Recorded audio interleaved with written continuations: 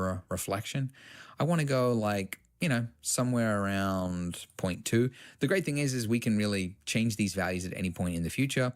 So when we add in other objects and there's different lighting setups, some of the settings can look a little off at that point. So it's very, very common to like, once you've set up all your lighting and everything, to like reevaluate your materials. But this is completely non-destructive. I can change these at any time. And now I could create some very simple materials. Like I could say, let's make this look black, make it like a black, shiny, glossy ceramic mug. So, by the way, you'll notice I'm not going all the way to black. There's a kind of a unspoken, well, it's not unspoken, people speak it. You shouldn't go fully black or fully white. Or like same with like colors. You shouldn't go like 100% saturation on a color because things start to clip. It's maybe a little outdated as like now color management is getting so good. It knows actually how to handle saturated stuff and like dark things, but it's still like a general rule. You never want to go like fully black because things are never truly like the real black is Vanta black, right? Which is like just this material, which is like scientifically created to like emit no reflection, simplifying it. But yeah, so like things will, even a black mug that looks really black to you is probably not entirely black. So it's still, there's going to be a little bit of lightness to it. So I'm just adding that in there. The roughness, this is where I can make this, if I wanted this to look like a, shiny ceramic mug, I could do something like that. These are just placeholders, by the way. I'm just using this as an example of how to create very simple materials. The plate here, let's go, make it just look a little bit shinier than by itself. And then the donut, let's go give it a, brownish, lightish color like that, make it a little bit darker, like so. Another value, which is super important for something like icing and the donut, and it's really important for just two things, which is food and characters. And it is that when light hits objects like this, they are mushy, right? They're made of like organic matter. And so light actually enters the object and it kind of scatters around inside it and then it re-exits it. It's the reason why when you like look at your hand in front of a light or the sun or something, you can see the light shining through. You can even see your bones through your hand if it's a bright enough light. So it's called subsurface scattering. And that value is underneath here where it says subsurface. If you go down here, you want to turn the weight all the way up to 1 because this is not the intensity of it. This is just like, apparently this value is supposed to be 0 or 1. It shouldn't be somewhere in between. To control how much of it is the scale, which is how far into the surface will the light penetrate. And then you can see here, you can increase this or decrease this, and you can see the light kind of get into it. Now, by default, it looks red, which I also think is a mistake. It's very suitable for characters because characters need red because inside a character is blood, right? But for every other thing, how far it exits it. It's the reason why when you like look at your hand in front of a light or the sun or something, you can see the light shining through. You can even see your bones through your hand if it's a bright enough light.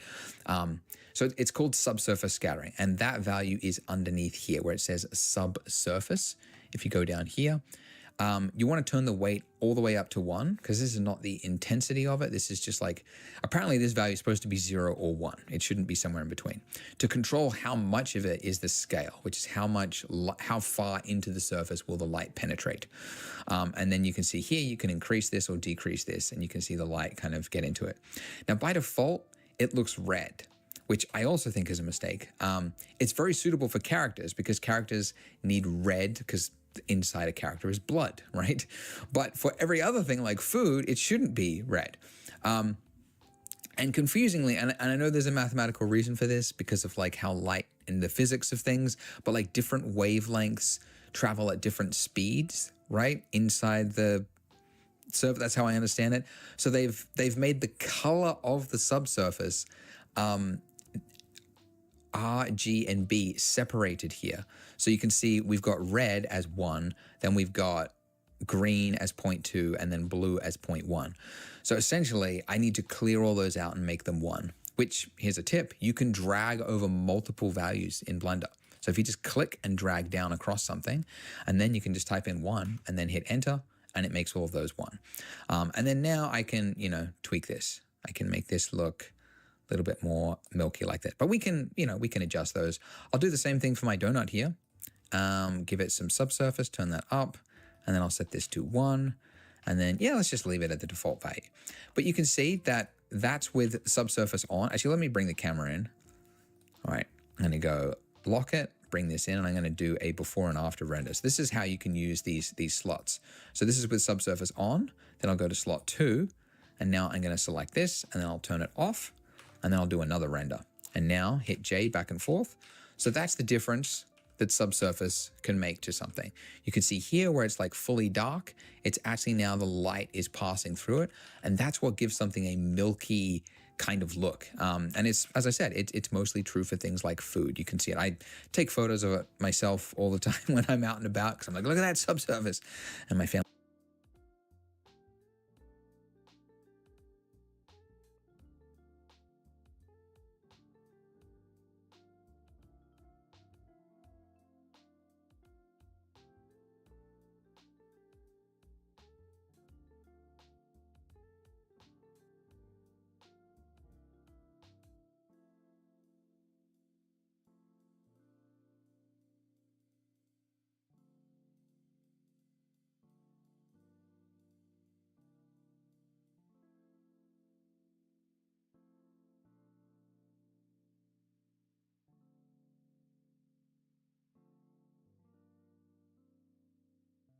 think I'm weird, but I think it's cool. So anyways, there you go. So that's subsurface. All right, I'm going to pull the camera out to here, and then let's add a table, because this has to be a table. We're going to do the texturing in the next part, but let's add a table. Now, normally, if it was a table that you were, make sure I turn that off while I orbit around. You know, if this was a large scene, right, whatever, you would have to do, like model an actual table. If you know the camera is only going to be here, doesn't matter about anything except the top surface. So all we need to model is Shift A, plane. That's it. That's our table. I just have to scale it up a little bit, but this is our table.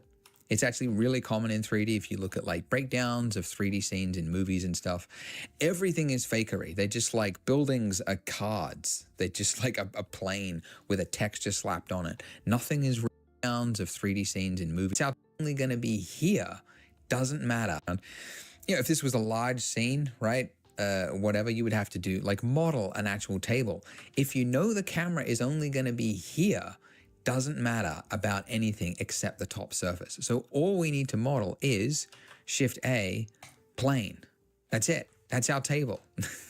I just have to scale it up a little bit, but this is our table.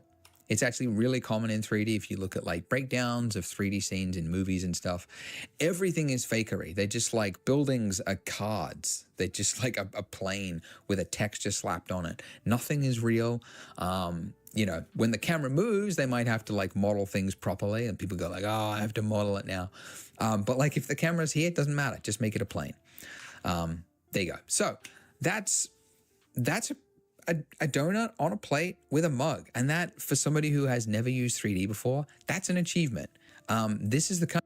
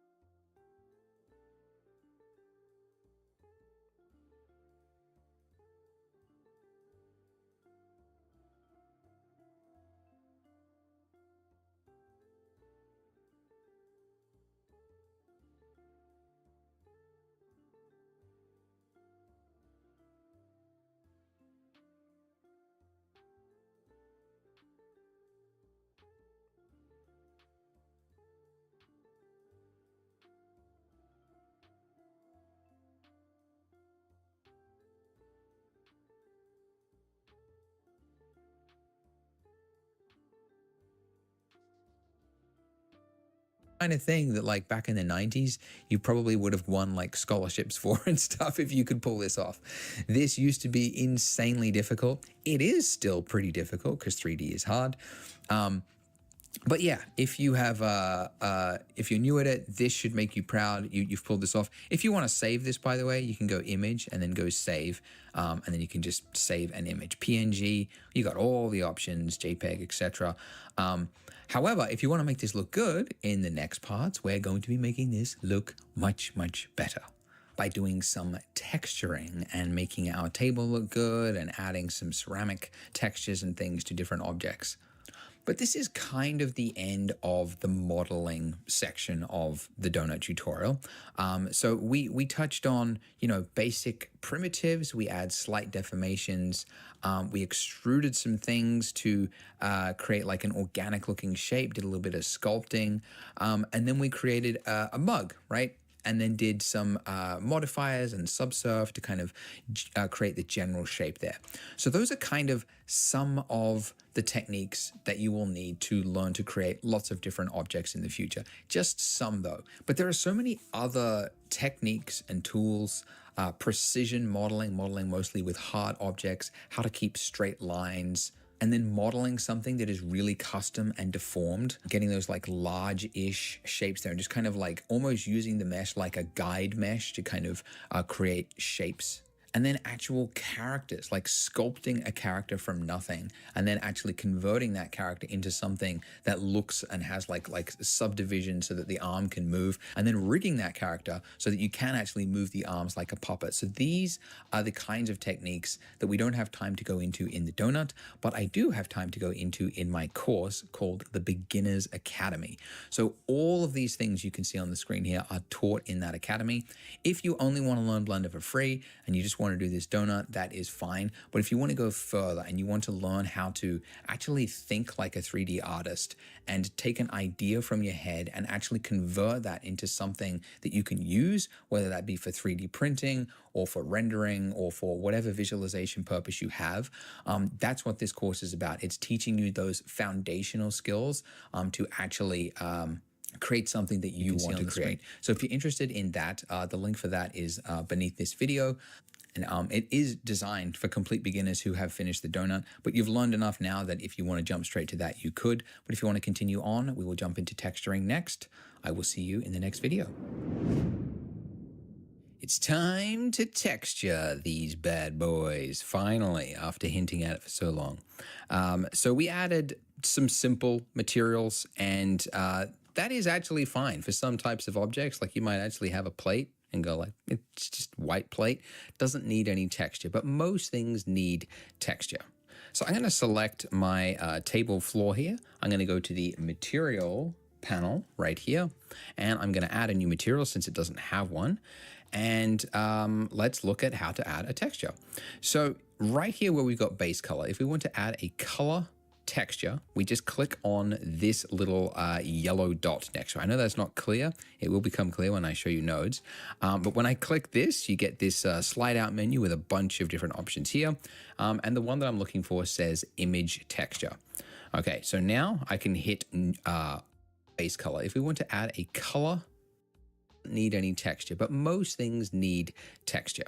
So I'm going to select my table floor here. I'm going to go to the material panel right here, and I'm going to add a new material since it doesn't have one. And let's look at how to add a texture. So right here where we've got base color, if we want to add a color texture, we just click on this little yellow dot next to it. I know that's not clear. It will become clear when I show you nodes. But when I click this, you get this slide out menu with a bunch of different options here. And the one that I'm looking for says image texture. Okay, so now I can hit open. And just to demonstrate this, I'm going to select a wood texture that I downloaded off the internet just to show you how this works. Now, on this note, if you happen to see this, if you use an image texture that you find online, it's because there is a new feature. There's a purpose. There's a new feature in Blender 5.0 where if it identifies in the name anything from the number 1000 to 2000, I think, it'll think that is a UDIM, which is a completely whole production professional workflow kind of thing, it'll think it's a UDIM. And anyways, what you need to do is then change this to single image. But most of the time, most images, if it doesn't have those numbers, a string at the end, it should just load in fine. Anyways, let's say you had an image like this. You wanted the table to look wood, right? We're not going to do that, but just to show you, you would see it's okay, right? But there is no bump information, okay? And that is because, of course, the 3D software doesn't know that there's supposed to be crevices here, right? Little dips in between the table, the fine tooth grain of it. It has no idea because it's just taken with a single camera. It would have no idea how to guess what that true information should be. I mean, there is technically a way to guess it, but it never really turns out well. So I'm not even going to bother showing you. So most of the time when you're talking about texturing in 3D and using image textures, like textures from the real world, you don't just grab a random image texture that you find online. You need to use PBR textures, which stands for physically based rendering textures. And there are many different places that you can get PBR textures from. The best website that I think is Polygon, POLIIGON.com. The link is below. And I think it's the best website because it's my website. It's my company, which I created 10 years ago, and it is now the fastest growing texture library online. So we've got photographers all over the world, and they use specialized equipment to go out into the world, and they capture surfaces, usually like photograph the surface like hundreds of times, which is what enables you to actually capture all of that height information, the bump, the shininess, reflectiveness of materials, and actually capture all of the maps that you can see here. For example, these weird looking maps is exactly what Blender needs to make the material look realistic. So we've got a bunch of different categories. Obviously, like almost anything you want to create, you can find the textures on here. But for just this tutorial, if you go to polygon.com/donut, the link for that is also below. But this has the 6 textures that you'll actually need to follow along for this video. They're all free. We've made them free. All you need to do is get a free account.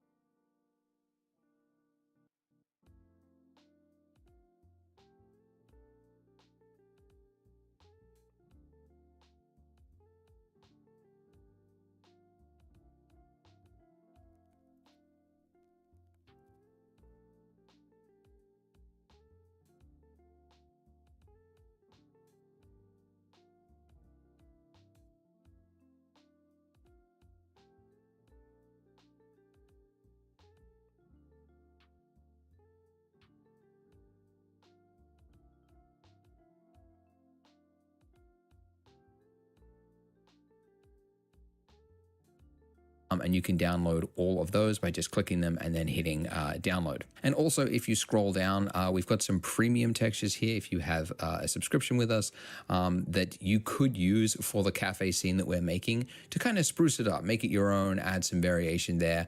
So we've included some ones here that go well with the scene. And if you use this link, you'll get 10% off any plan you choose. So the first texture I want you to start with is going to be our cafe table, and obviously you could use any text for that. You could use some of the ones down there if you wanted to, but I want you to start with this one, this concrete texture, because we're going to make this look like a concrete table, something that a lot of cafes can sometimes have. Now we actually have a Blender add-on which makes downloading and importing these things even simpler, but I want to give you the traditional way to import PBR textures first so that you know how to use PBR textures just flat, and then I want to show you the easy way after. So once you've got your free account, you can come back here and you can click on download, this big download button. So that'll give you an 8K texture. You probably don't need it. You could probably get by with 4, but I'm going to get the 8K just to show you how it looks. Now this will download a zip file like here. Okay, so it should be fairly quick. It's about 289 megs. Once you've downloaded this texture, I need you to unzip it. So with Windows, you just right click and go extract all. If you're on a Mac, you just double click it and it should just unzip itself. Now that I've got that, you can see you've got like a preview image there. We don't worry about that. It's the stuff that's in here. This is the good stuff. This is the one we actually need to use. So I'm going to just copy this folder location and then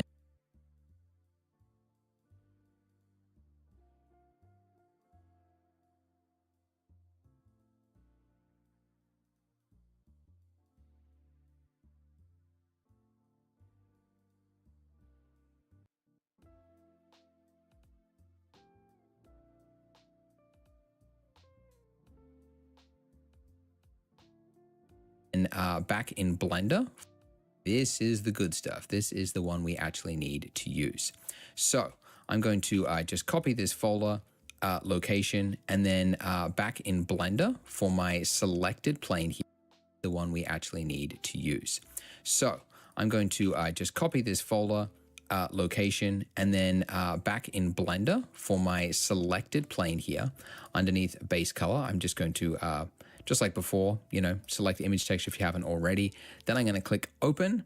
And then a lot of these images look pretty similar. There's very little detail across them. There is some, but the one we're looking for is underscore base color. So that is the one we're going to start with. Okay, so this has given us a nice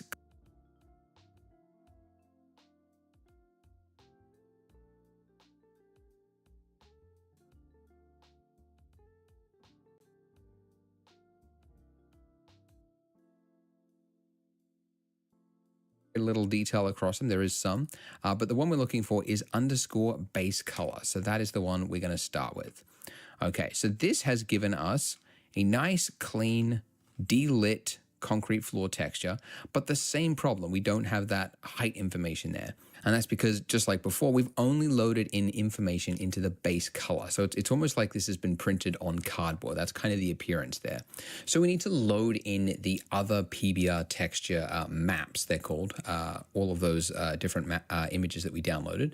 And we could import and do them the same way by like clicking this little dot and then go image texture, but it's very fiddly. And this view here, you can probably tell is like, it's not designed for like complex texturing work. If you want to do complex texturing work, you should click on the shading tab at the top of your screen. Now this view looks completely different. You've got a 3D view at the top. You've got these nodes here, which are very useful. And then you got two over here that I think are kind of pointless. I don't really think they should be here.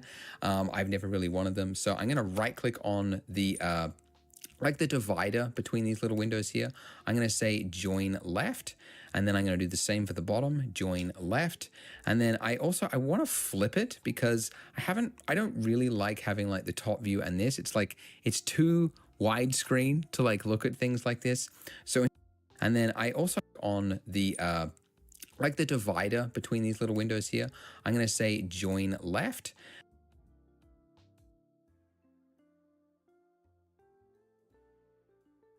And then I'm going to do the same for the bottom, join left. And then I want to flip it because I don't really like having like the top view and this. It's like it's too widescreen to like look at things like this. So instead I'm going to right click this, say join down, and then at the top of my screen here, the top of the little divider there, until I get that little arrows, I'm going to right click and then I'm going to say vertical split. And then to make this one on the right hand side, those same shader nodes that we had from before, click from this little drop down at the top. By the way, if you don't see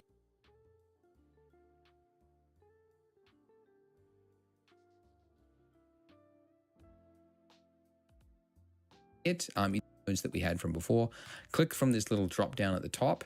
By the way, if you don't see it, you just have to like middle mouse, like grab and pull across, and you will get all the way to the end there. But yeah, if I click that and then go shader editor, then close this by hitting the N key.